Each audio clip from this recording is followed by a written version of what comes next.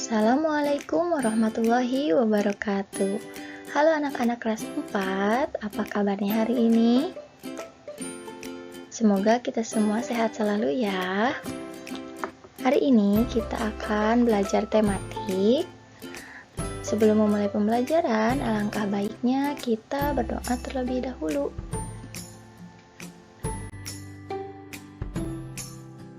Berdoa di dalam hati dimulai.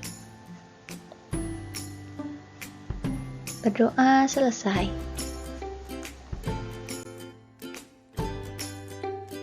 Kita akan belajar tema 3, subtema 2, pembelajaran 3 sampai 6. Kembali lagi bersama Ibu Yusi.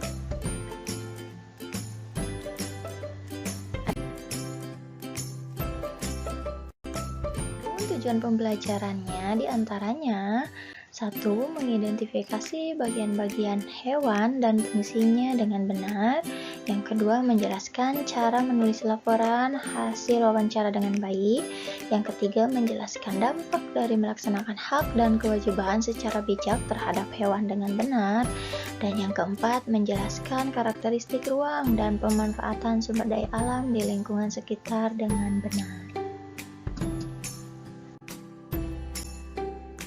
Anak-anak, coba sekarang kalian perhatikan, amati gambar berikut ini ya. Gambar apakah ini? Ya, betul, ini adalah gambar hewan. Tepatnya adalah burung merpati. Nah, pada gambar ini pula ditunjukkan bagian-bagian tubuh hewan yang ditunjukkan oleh nomor-nomor. Nah, coba sekarang perhatikan. Bagian tubuh burung yang ditunjukkan oleh nomor 1 disebut apa? Ya, betul, paruh ya. Sekarang, bagian tubuh hewan yang ditunjukkan oleh nomor 2 disebut? Betul, sayap ya. Sekarang, bagian tubuh hewan yang ditunjukkan oleh nomor 3 disebut? Ya, betul, ekor ya. Nah, bagian tubuh hewan yang ditunjukkan oleh nomor 4 disebut cakar. Satu lagi, bagian tubuh hewan yang ditunjukkan oleh nomor 5 disebut apa? Ya, betul, mata ya. Nah, bagian tubuh burung yang telah kita sebutkan tadi tentunya memiliki fungsi masing-masing yang berbeda. Seperti nomor 1, paruh, fungsinya adalah untuk mengambil makanan. Nah, bentuk paruh pada burung sesuai dengan jenis makanannya. Yang kedua, sayap, berfungsi untuk bergerak atau terbang. Burung terbang dengan cara mengepakkan sayapnya. Kemudian ekor berfungsi untuk menjaga keseimbangan burung saat terbang. Yang keempat, cakar, burung berfungsi untuk mencengkeram mangsanya dan untuk bertengger di dahan pohon. Yang kelima, ada mata, yaitu berfungsi untuk melihat benda-benda di sekitarnya. Nah, selain hewan burung, coba sekarang kalian amati lagi. Gambar apakah ini? Ya, betul, ini adalah gambar laba-laba dan kumbang ya. Laba-laba dan kumbang ini ternyata memiliki persamaan dan perbedaan loh. Nah, persamaan dan perbedaannya bisa kita tuliskan pada diagram Venn seperti berikut ini. Untuk sebelah kiri itu merupakan karakteristik laba-laba, sebelah kanan merupakan karakteristik dari kumbang, sedangkan bagian tengah merupakan persamaan antara laba-laba dan kumbang. Seperti berikut ini ya. Perbedaannya, laba-laba tidak mempunyai antena, sedangkan kumbang mempunyai antena. Nah, persamaan dari laba-laba dan kumbang adalah memerlukan makanan. Sekarang kita cari kembali ya antara persamaan dan perbedaan laba-laba dan kumbang. Sekarang kita cari dulu persamaannya. Nah, persamaan laba-laba dan kumbang selain memerlukan makanan adalah berkembang biak dengan telur. Kemudian, persamaan laba-laba dan kumbang lainnya adalah keduanya mempunyai dua mata. Sekarang kita coba cari perbedaan antara laba-laba dan kumbang. Di antaranya, laba-laba jumlah kakinya 8, sedangkan kumbang jumlah kakinya 6. Laba-laba tidak mempunyai sayap, sedangkan kumbang bersayap. Laba-laba mata sederhana, sedangkan kumbang mata majemuk. Nah, laba-laba rahang penusuk, sedangkan kumbang rahang pengunyah. Laba-laba tidak bisa terbang, sedangkan kumbang bisa terbang. Nah, itulah persamaan dan perbedaan laba-laba dan kumbang. Nah, sekarang tahukah kamu bahwa Tuhan menciptakan hewan dengan bentuk dan jenis yang berbeda-beda? Setiap jenis hewan memiliki tempat hidup dengan karakteristik masing-masing. Tempat hidup tergantung kepada ciri-ciri khusus yang dimiliki oleh hewan tersebut. Ciri-ciri khusus hewan mempunyai hubungan yang erat dengan karakteristik tempat hidupnya. Nah, sekarang, apakah kamu pernah mengamati cicak merayap di dinding rumahmu? Pernah ya? Mengapa cicak tersebut bisa merayap di dinding? Bagaimana ya cicak tersebut menangkap mangsanya?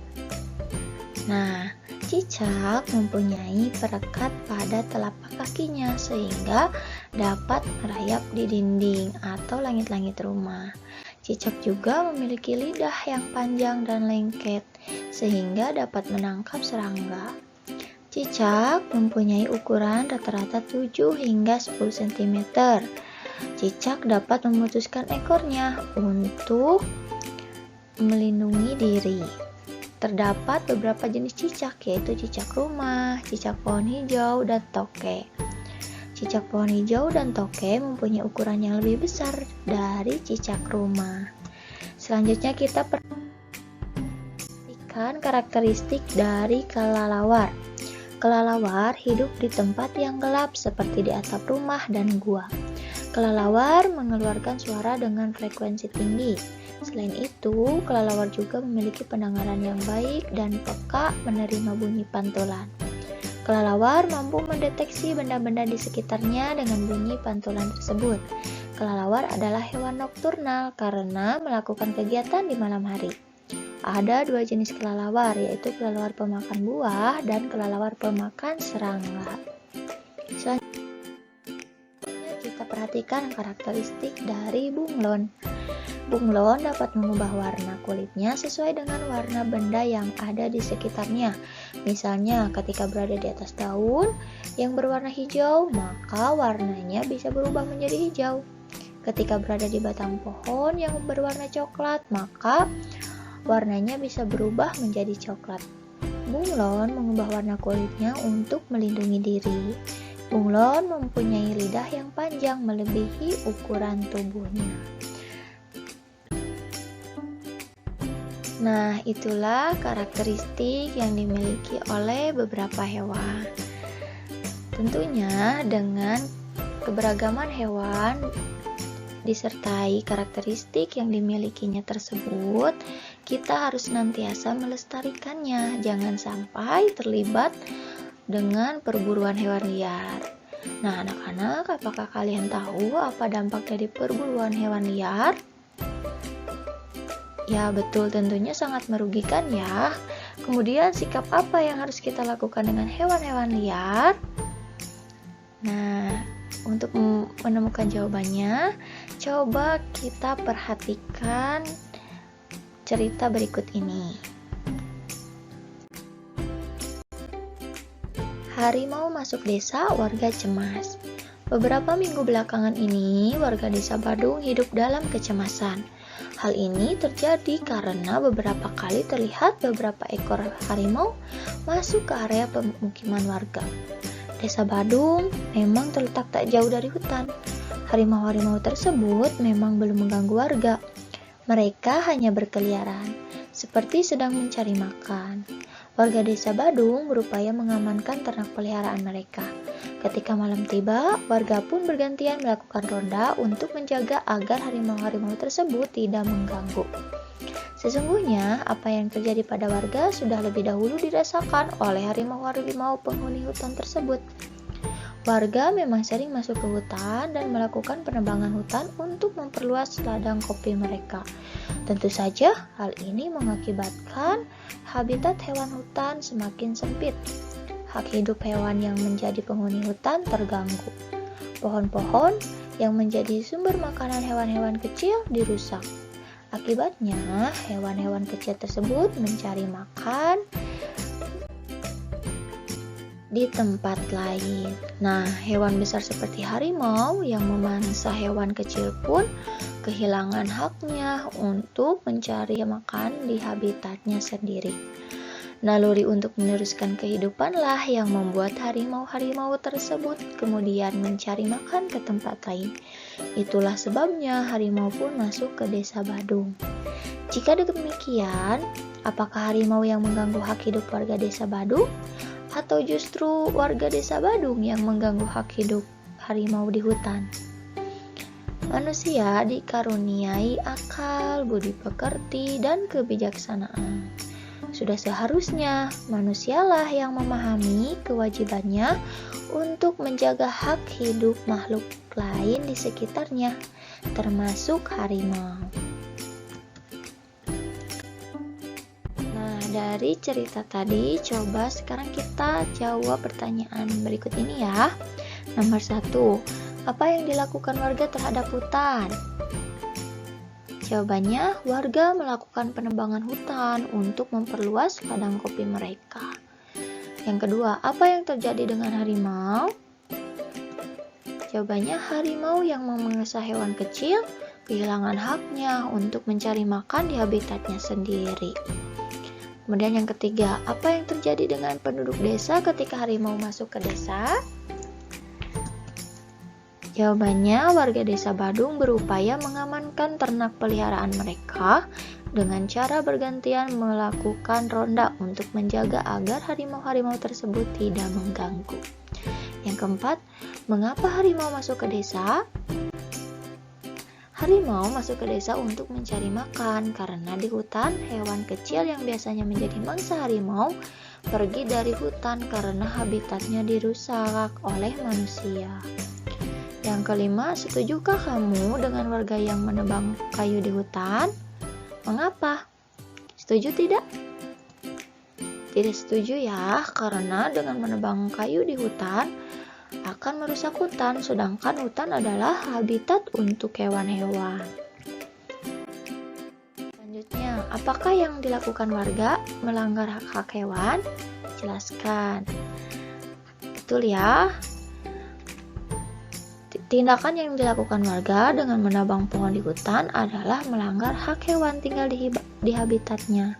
Hal ini juga mengakibatkan beberapa hewan seperti harimau kehilangan haknya untuk mendapatkan makanan.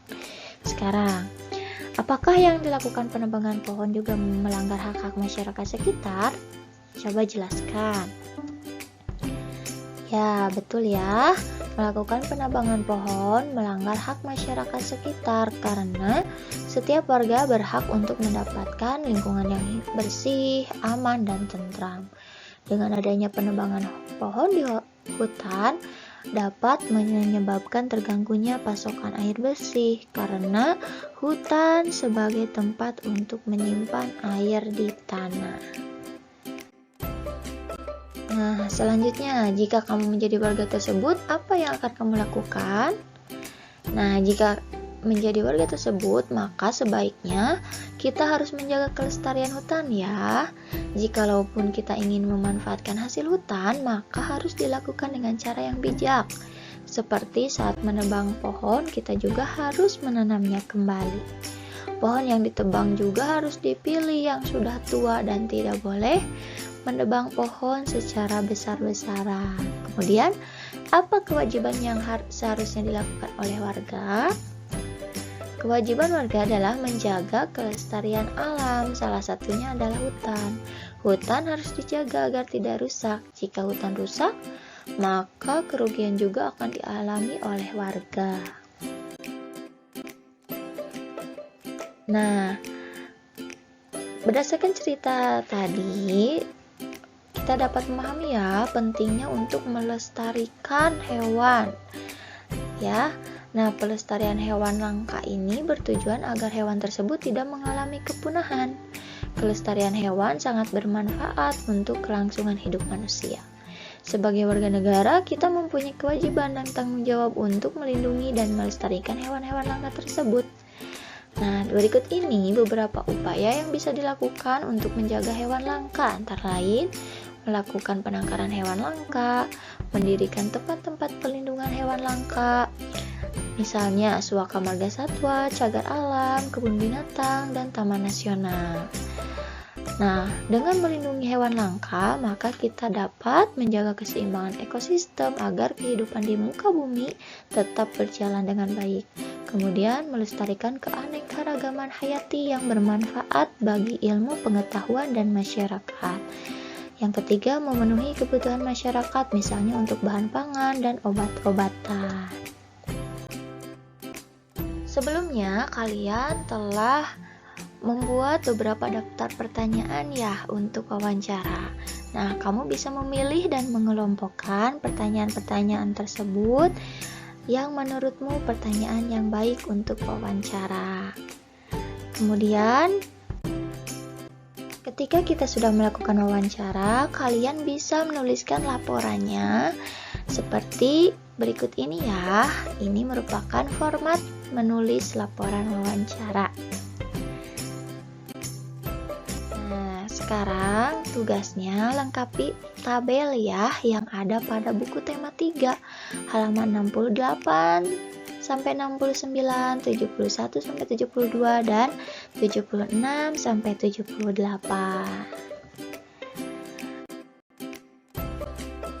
Baik anak-anak, mungkin dicukupkan sekian untuk pembelajaran kali ini. Tetap semangat ya. Terima kasih. Wassalamualaikum warahmatullahi wabarakatuh.